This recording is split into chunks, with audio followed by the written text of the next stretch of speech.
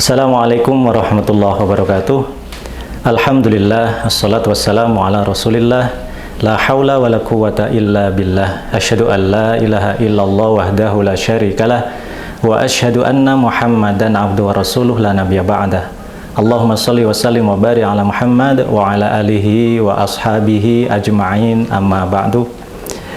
Bapak Ibu yang dirahmati Allah, Alhamdulillah, pertama pagi hari ini kita bisa bertemu kembali di segmen Dai Beringharjo dalam keadaan Alhamdulillah yang senantiasa wajib kita syukuri, karena ini tidak lain karena nikmat dan rahmat yang diberikan Allah kepada kita semua. Salawat salam senantiasa terlimpahkan kepada junjungan kita Nabi Agung Muhammad Sallallahu Alaihi Wasallam yang senantiasa menjadikan referensi bagi kita dalam kita menjalankan aktivitas kita sehari-hari. Bapak Ibu yang dirahmati Allah, dalam kehidupan ini keimanan seseorang itu bisa dinilai dari apa yang diucapkannya atau apa yang keluar dari mulutnya. Sebagaimana yang disabdakan oleh Rasulullah, "Man kana yu'minu billahi wal yaumil akhir falyakul khairan awil yasmut." Barang siapa yang beriman kepada Allah dan hari akhir, maka hendaknya dia berkata yang baik-baik saja. Jadi ketika tidak bisa berkata yang baik-baik, maka lebih baik diam.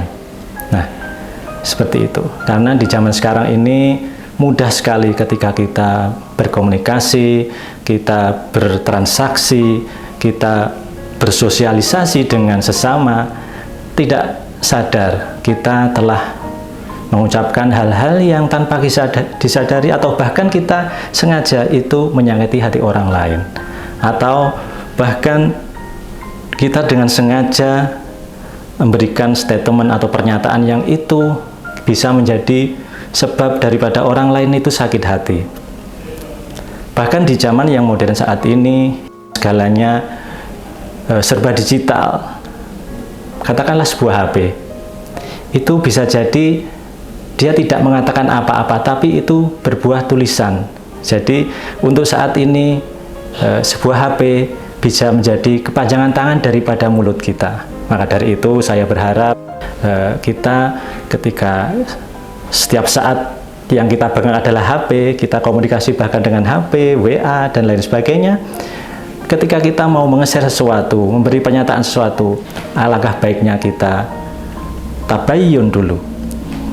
Jadi karena ini efeknya sangat besar, bahkan jejak digital ini kadang-kadang tidak hilang, beda dengan apa yang kita katakan. Jadi ketika kita mengatakan sesuatu, saat itu kalau tidak direkam seperti itu, barangkali nanti sudah akan hilang, meskipun tetap membekas kalau itu mengena hati seseorang. Tapi ketika kita menge-share atau membuat pernyataan itu lewat media sosial, maka itu ketika baik, maka itu akan menjadi jariah yang baik bagi kita. Tapi juga sebaliknya, ketika apa yang kita tulis, apa yang kita keluarkan dari HP itu nanti pernyataan yang bisa membuat sakit orang, maka itu bisa menjadikan nanti dosa jariah kita. Jadi sebuah misal, kita sekarang ini punya WA group, padahal itu beritanya tidak benar, dan ini berita bisa jadi menyakitkan orang lain. Orang lain menge-share ke grup yang lain berapa ribu orang.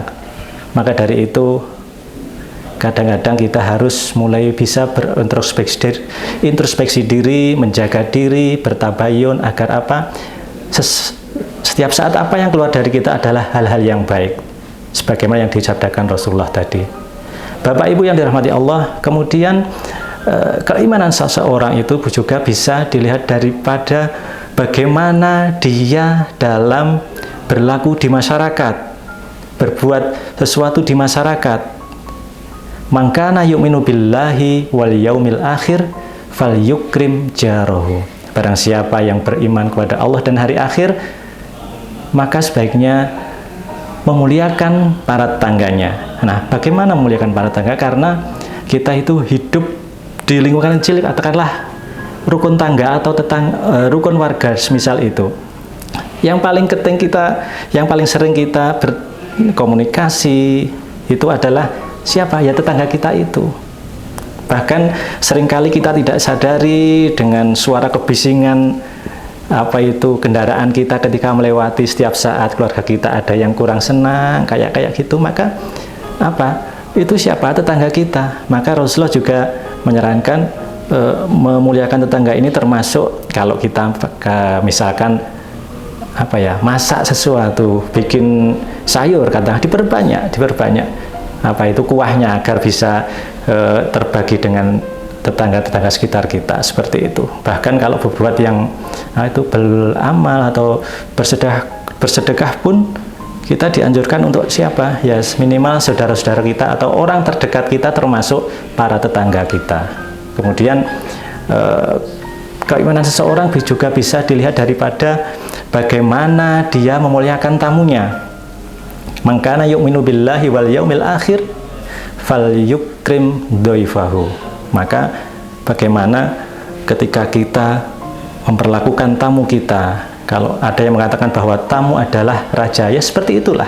Bagaimana biasanya kita melakukan seorang raja, pasti kita akan menunduk, menghormatinya, memberi sajian yang pantas dan lain sebagainya. Karena apa? Hikmah daripada menghormati tamu ini juga bisa kita menghilangkan daripada dosa-dosa kita, bisa menjauhkan kita dari bala. Bapak Ibu yang dirahmati Allah, itu sedikit yang bisa saya sampaikan di kesempatan kali ini. Mudah-mudahan bermanfaat, kurang lebihnya mohon maaf.